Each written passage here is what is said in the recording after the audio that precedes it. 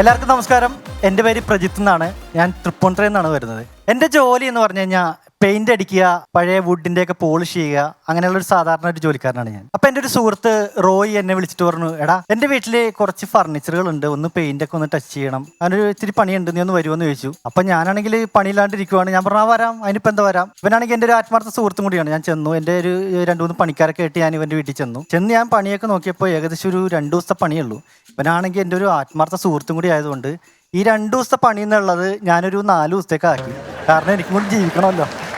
അങ്ങനെ ഞാനും എൻ്റെ ഈ പണിക്കാരും കൂടി പെയിന്റും ബ്രഷൊക്കെ ആയിട്ട് ഇവൻ്റെ വീടങ്ങ് പെയിന്റ് അടിക്കാനായിട്ട് തുടങ്ങി.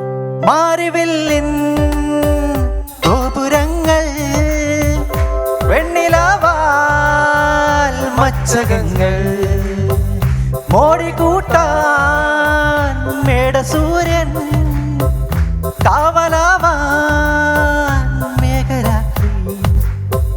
അങ്ങനെ അവൻ്റെ വീട്ടിൽ ഞങ്ങൾ പെയിന്റിങ്ങും പോളിഷിങ്ങിൻ്റെ ഒക്കെ വർക്കൊക്കെ കഴിഞ്ഞു. ഞാൻ റോയിനെ വിളിച്ചിട്ട് പറഞ്ഞു, എടാ വർക്കെല്ലാം കഴിഞ്ഞിട്ടുണ്ട്.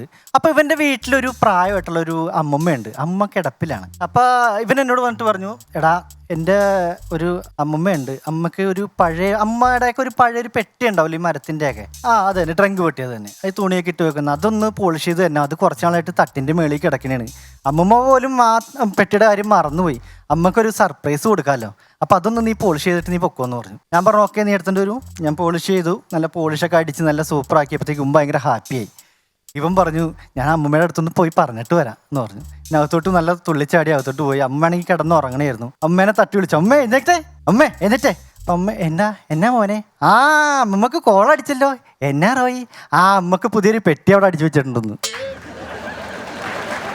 ഈ അമ്മമ്മ കിടന്ന കിടപ്പിലായ അമ്മമ്മ പതിയെ തല അങ്ങ് പൊക്കിയിട്ട് എന്നൊരു നീട്ടിയൊരു ആട്ട്, എന്നിട്ട് നേരെ റിവേഴ്സ് പോയിട്ട്, നീ എനിക്ക് പെട്ടി പണിയാൻ മാത്രം വളർന്നോടാ കുരുത്തം കെട്ടവൻ എന്നും പറഞ്ഞു. അങ്ങനെ അത്ര പെട്ടെന്ന് ഞാൻ മേളിലോട്ട് പോവില്ലെന്ന് അങ്ങനെ പറഞ്ഞപ്പോഴത്തേക്ക് ഇവൻ മുടിയൊക്കെ സ്പൈക്കായിട്ടിരുന്നേച്ച് ഇവൻ്റെ മുടി ഈ അമ്മയുടെ വഴക്ക് കേട്ട് കഴിഞ്ഞപ്പോഴത്തേക്കും ടൈറ്റാനിക്കിലെ ജാക്കിൻ്റെ മുടിയുടെ അവസ്ഥയായി. ഇതൊക്കെ കേട്ട് ഇവൻ ആകെ വേർത്ത് കുളിച്ച് പുറത്തോട്ട് ഇറങ്ങി തന്നെയാണ്. കാവടിയും തുള്ളിക്കൊണ്ട് അകത്തോട്ട് പോയാനോന്ന് ഓർക്കണം. തിരിച്ചു വന്നപ്പോഴത്തേക്കും നാക്കിൽ ശൂലം കുത്തിയ അവസ്ഥ, ഒന്നും മിണ്ടാൻ പറ്റുന്നില്ല. പുറത്തോട്ട് വന്നപ്പോഴത്തേക്കും ഇവൻ്റെ അമ്മ അവിടെ തുണി കഴുകാനുള്ള ഒരു പരിപാടിയിൽ ബക്കറ്റും വെള്ളമൊക്കെ ആയിട്ട് ഇങ്ങനെ ഇട്ട് കറക്കിക്കൊണ്ടിരിക്കുന്നുണ്ട്. ഈ മിക്സിയുടെ ഇടയിൽ കൈ കുടുങ്ങിയ പോലെ ഇങ്ങനെ ഇട്ട് കറക്കിക്കൊണ്ടിരിക്കുക. ഇവനെ കണ്ടപ്പോൾ ഇവൻ്റെ അമ്മച്ചി അടുത്തോട്ട് വന്നിട്ട് ചോദിച്ചു, എടാ റോയി, നീ ഈ സോപ്പ് പൊടി നീ എവിടെ മേടിച്ചിട്ട് വന്ന്? എന്നെ അമ്മച്ചി കാര്യം എന്നാ? എടാ ഇതിനൊട്ടും പത വരുന്നില്ലടാ, ഞാൻ എത്ര ഇട്ട് കലക്കിയിട്ടും പത വരുന്നില്ല, ആ കടക്കാരനെ ഒന്ന് കാണട്ടെ എന്ന് പറഞ്ഞപ്പോഴത്തേക്കും ഇവനാകെ എല്ലാം കൂടി അമ്മമ്മയുടെ വഴക്ക്, അവിടെ നിന്ന് വോയിസ് ഓവർ ഇടക്ക് വരുന്നുണ്ട്, അമ്മയുടെ വെട്ടി എന്നും പറഞ്ഞ് വരുന്നുണ്ട്, അമ്മയുടെ വഴക്ക്.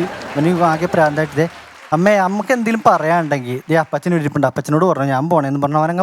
അവനങ്ങ് പോയി കഴിഞ്ഞപ്പോഴത്തേക്കും അപ്പച്ചൻ പതിയെ, എന്നാ പ്രശ്നം എന്നാ, കുറേ നേരം ആയല്ലോ എന്ന് ചോദിച്ചു. അപ്പം അമ്മച്ചി പറഞ്ഞു, അവൻ സോപ്പൊടി മേടിച്ചിട്ട് ഈ സോപ്പൊടിക്കൊട്ടും പതയില്ല മനുഷ്യ എന്ന് പറഞ്ഞു.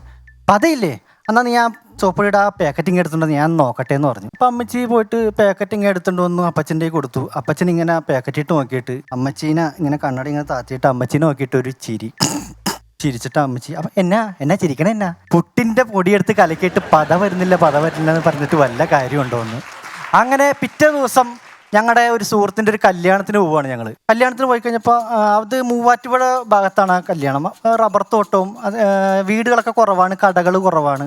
അപ്പം അങ്ങനെ കല്യാണമൊക്കെ കഴിഞ്ഞ് ഞങ്ങൾ എൻ്റെ ബൈക്കിൽ ഇങ്ങനെ സദ്യ കൊണ്ടു കഴിഞ്ഞിട്ട് ഞങ്ങളിങ്ങനെ ഇരിക്കുക, ഞാനും റോയും കൂടി. അപ്പോഴത്തേക്ക് ഒരു ചേട്ടൻ വന്നിട്ട്, ആ ചേട്ടൻ്റെ കാലിൽ ഇങ്ങനെ പ്ലാസ്റ്റർ ഇട്ടുണ്ട്, എന്തോ ആക്സിഡൻറ്റ് പറ്റിയിട്ട്. അപ്പോൾ ചേട്ടൻ ഇങ്ങനെ പതിഞ്ഞുണ്ട് ഇങ്ങനെ ഞങ്ങളുടെ അടുത്തോട്ട് വന്നു. മോനെ ഒരു അരപ്പാക്കറ്റ് സിഗരറ്റും ഒരു തീപ്പെട്ടിയും മേടിച്ച് തരാമോ, ചേട്ടൻ നടക്കാൻ പറ്റാത്തതുകൊണ്ടാണ്, കടകളൊന്നും വിടില്ല, നിങ്ങൾക്കാകുമ്പോൾ ബൈക്ക് ഉണ്ടല്ലോ എന്ന് പറഞ്ഞു. ഞാൻ പറഞ്ഞു അതന്നെ എന്താട്ടാ ഞങ്ങൾ മേടിച്ചിട്ട് വരാമെന്ന് പറഞ്ഞു. അങ്ങനെ ഞങ്ങൾ പോകുന്നു. ഞാൻ റോയി പുറകിലിരിപ്പുണ്ട്, റോയി ആയിട്ട് പോകുന്നു. ഇവിടെ ഒരു പെട്ടിക്കടയുണ്ട്, തൊട്ടിപ്പുറത്തൊരു പോസ്റ്റ് ഓഫീസും ഉണ്ട്. ഇപ്പുറത്ത് തന്നെ ഒരു ബസ് സ്റ്റോപ്പും അവിടെ കുറേ ഇതുപോലെ നല്ല സുന്ദരികളായ പെൺകുട്ടികൾ നിൽക്കുന്നുണ്ട്. അപ്പോൾ ഇവനാണെന്നുണ്ടെങ്കിൽ ബൈക്ക് ഞാൻ അവിടെ കൊണ്ട് നിർത്തി, ഇവൻ ആ പെൺകുട്ടികളെ നോക്കി ഇങ്ങനെ ഒറ്റ ഇറക്കം ഇറങ്ങിയതാ, ജീൻസിൻ്റെ അടി വട്ടം അങ്ങ് കയറിയിട്ട് ഇവനിങ്ങനെ നിന്നിട്ട് എന്നോട് ചോദിക്കുക എന്തൊക്കെയുണ്ട് വിശേഷം. ഞാൻ ചോദിച്ചു എന്തൊക്കെയുണ്ട് വിശേഷം, എടാ നീ പോയി സിഗരറ്റ് മേടിച്ചിട്ട് വേടാന്ന് പറഞ്ഞു. അപ്പം നേരെ ചെന്ന് കയറിയത് എങ്ങടാന്നറിയാമോ, പോസ്റ്റ് ഓഫീസിൻ്റെ അകത്തോട്ടാണ്. നേരെ ചെന്ന് പോസ്റ്റ് ഓഫീസിൻ്റെ അകത്തോട്ട് ചെന്നിട്ട് നോക്കിയപ്പോഴത്തേക്കും പോസ്റ്റ്മാൻ അവിടെ ഇങ്ങനെ എഴുതിക്കൊണ്ടിരിക്കുന്നുണ്ട്. ഇവൻ്റെ മൈൻഡിൽ പലചരക്കട എന്ന് വിചാരിച്ചിട്ട് പോസ്റ്റ്മാനോട് ചോദിക്കുക അര പാക്കറ്റ് സിഗരറ്റ് ഒരു തീപ്പെട്ടിയും തരാൻ. പോസ്റ്റ്മാൻ എന്ത് മണ്ടനാന്ന് നോക്കിക്കോണേ. പോസ്റ്റ്മാൻ ചാടി എന്നിട്ട് പറയുക അഡ്രസ്സും ഫോൺ നമ്പറും തരുവാണെന്നുണ്ടെങ്കിൽ അടുത്ത ആഴ്ച പോസ്റ്റ് വഴി അയച്ചു തന്നേക്കാം.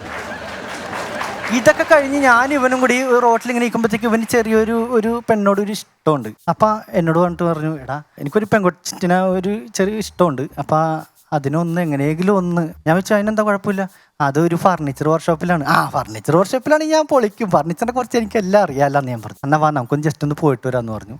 അങ്ങനെ പെണ്ണ് ഫർണിച്ചർ വർക്ക്ഷോപ്പിലേക്കുന്നു. ഞാനും ഇവനും കൂടി നേരെ കയറി അങ്ങ് ചെല്ലുമ്പോഴത്തേക്കും പെൺകുട്ടി ഇങ്ങനെ വന്നു. അപ്പം ഞാനിങ്ങനെ കസേര കട്ടിലൊക്കെ ഉണ്ട്. ഞാനാണെങ്കിൽ പോളിഷ് പണിക്കാരനാണല്ലോ, മരത്തിൻ്റെ എല്ലാം അറിയാം. ഞാനാണെങ്കിൽ കട്ടിലേട്ട് ഇങ്ങനെ കൊട്ടിയിട്ട് തേക്കാണല്ലേ? ഇല്ല ഏട്ടാ, അത് ആഞ്ഞില, തേക്ക് പോലെ ഇരിക്കുന്നു എന്ന് പറഞ്ഞു. അപ്പോൾ ഇനി എൻ്റെ പണീനെക്കുറിച്ച് കൂടുതൽ പറയണമെന്നുണ്ട്, പക്ഷേ സ്ഥിരമായിട്ട് പണിയില്ലാത്തതുകൊണ്ട് ഇപ്പോൾ ഇത്രേ പറയാനുള്ളൂ. Thank you.